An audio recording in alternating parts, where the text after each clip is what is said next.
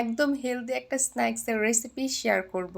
এই রেসিপিতে মেন যে দুটো উপকরণ দেওয়া হবে সেটা কিন্তু আমাদের ওজন কমাতে, ডায়াবেটিস নিয়ন্ত্রণে রাখতে, কোলেস্টেরলের মাত্রা কমাতে সাহায্য করবে।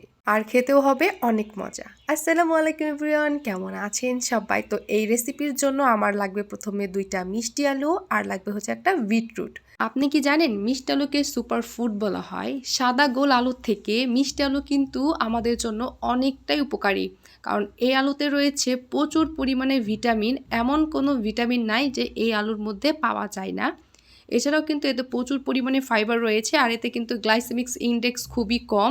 সাদা গোল আলু থেকে মিষ্টি আলুর উপকারিতা কিন্তু অনেক বেশি, কারণ মিষ্টি আলু খেলে আমাদের ওজন কমাতে, ডায়াবেটিস নিয়ন্ত্রণে রাখতে, মেটাবলিজমকে উন্নতি করতে, খারাপ কোলেস্টেরলের মাত্রা নিয়ন্ত্রণ রাখতে সাহায্য করে।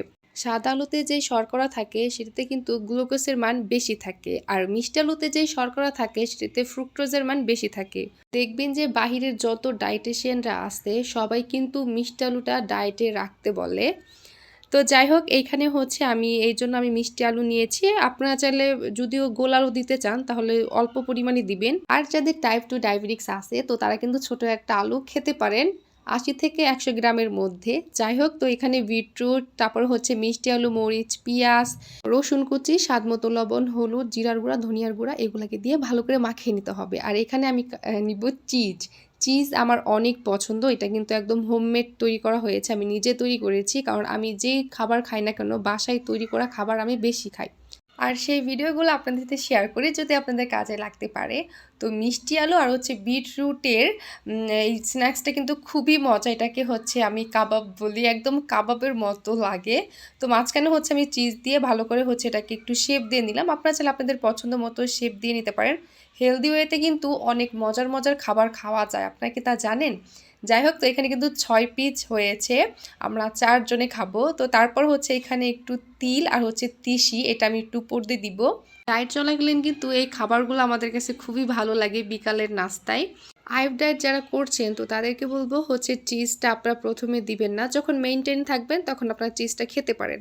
তো এখানে হচ্ছে আমি এই চামচের 2 চামচ তেল দিয়েছি, আর এখন এটাকে একদম লো আঁচে সুন্দর করে ভেজে নিব। এইখানে আমি সরিষার তেল ব্যবহার করেছি, আপনারা চাইলে এখানে ঘি অথবা অলিভ অয়েলও কিন্তু ব্যবহার করতে পারেন, কিন্তু সরিষার তেল দিয়ে ভাজলে খুবই সুন্দর একটা ঘ্রাণ আসে। যাই হোক, তো কাবাবটা কিন্তু অলরেডি রেডি হয়ে গেছে। আমি বলবো যে যারা ডায়েটে আসছেন বা হেলদি একটা লাইফস্টাইল ফলো করছেন, একবার হলেও মিষ্টি আলু আর হচ্ছে বিটরুটের এই কাবাবটা খাওয়ার জন্য। এটা খুবই মজার, খুবই হেলদি। মাত্র 3 চামচ তেল দিয়ে কিন্তু আমি 6টা হেলদি কাবাব বানিয়ে নিলাম।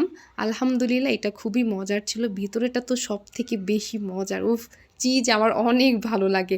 আর দেখেন বাসায় কি সুন্দর পারফেক্টভাবে আমি চিজটা তৈরি করেছি। আলহামদুলিল্লাহ, এই কাবাবটা খুবই মজার ছিল। তো এই ছিল আজকের ভিডিও। আশা করি সবাই ভালো থাকবেন। আল্লাহ হাফেজ। আর ভিডিওটি ভালো লাগলে অবশ্যই লাইক, কমেন্ট, শেয়ার করে দিবেন। আল্লাহ হাফেজ।